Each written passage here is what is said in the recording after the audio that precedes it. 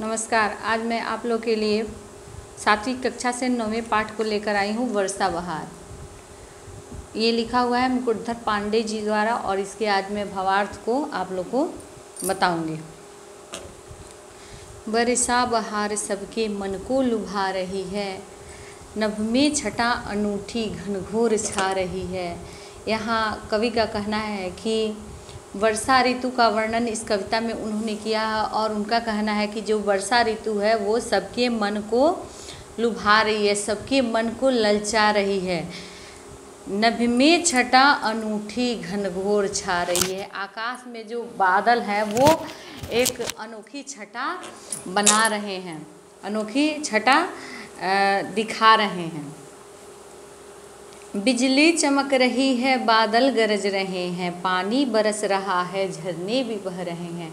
जब वर्षा ऋतु आती है तो क्या होता है, बिजली चमकने लगती है, बादल गरजने लगते हैं, पानी जब बरसता है तो झरने, नदी तालाब सब भर जाते हैं और बहने लगते हैं।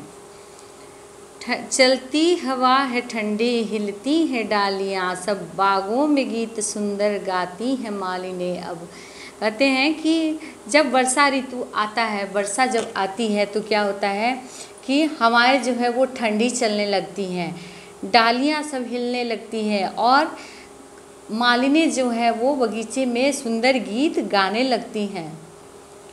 तालों में जीव जलचर अति हैं प्रसन्न होते, फिरते लखों पपीहे हैं ग्रीष्म ताप खोते। कह रहे हैं कि जो ताल में जीव जलचर रहते हैं, जलीय जीव जो होते हैं वे बहुत ही प्रसन्न होते हैं, खुश होते हैं। फिरते लखों पपीहे हैं ग्रीष्म ताप खोते, क्योंकि वर्षा ऋतु जो है वो ग्रीष्म ऋतु के बाद आती है, तो इससे चिड़िया को, मानव को, जानवरों को थोड़ी सी राहत मिलती है, जिससे कि ये लोग इधर उधर घूमने लगते हैं। तरह तरह के पशु पक्षी जो है वो इधर उधर घूमने लगते हैं और इनके जो गर्मी है वो कम हो जाती है, जिसके चलते ये खुश होकर इधर उधर घूमने लगते हैं।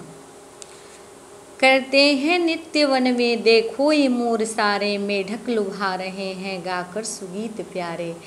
जो मोर हैं वो वर्षा ऋतु को देख करके, घटाओं को देख करके नाचने लगते हैं और मेढक जो है वो अपने गीत से सबको लुभाने लगते हैं, सबको खुश करने लगते हैं। खिलता गुलाब कैसा सौरभ उड़ा रहा है। और उसी समय जब बारिश होती है, वर्षा आती है, तो जो गुलाब है वो अपनी खुशबू बिखेरने लगता है। बागों में खूब सुख से आमोद छा रहा है और बागों में उस समय लगता है कि सुखपूर्वक जलीय जीव और पेड़ पौधे जानवर रहने लगते हैं। चलते कतार बांधे देखो ये हंस सुंदर, गाते हैं गीत कैसे लेते किसान मनहर।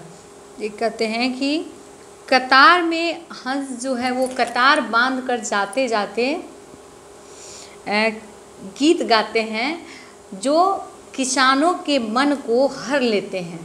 मतलब इतना सुंदर लगता है कि वो किसानों के मन को हर लेते हैं। वो सुंदर गीत गा करके किसानों को सुनाते हैं, जिससे किसान खुश हो जाते हैं, मंत्रमुग्ध हो जाते हैं। इस भांति है अनोखी वर्षा बहार भू पर, इसलिए वर्षा बहार जो है वो भूमि पर अनोखी है। सारे जगत की शोभा निर्भर है इसके ऊपर। बारिश के बाद जो है वातावरण स्वच्छ हो जाता है, उसकी पर्यावरण की सुंदरता जो है वो बढ़ जाती है। इसलिए कवि का कहना है कि इस भांति वर्षा बहार जो है वो भू पर अनोखी है।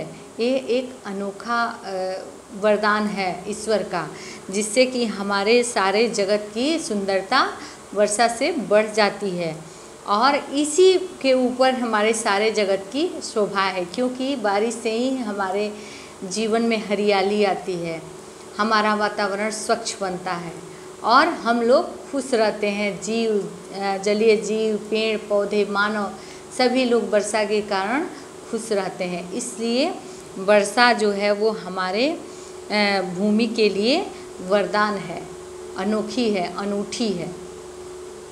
तो ये था आप लोग के वर्षा बहार कविता का भावार्थ। इसके अगले वीडियो में आप लोग को इसके प्रश्न उत्तर को बताऊंगी। धन्यवाद।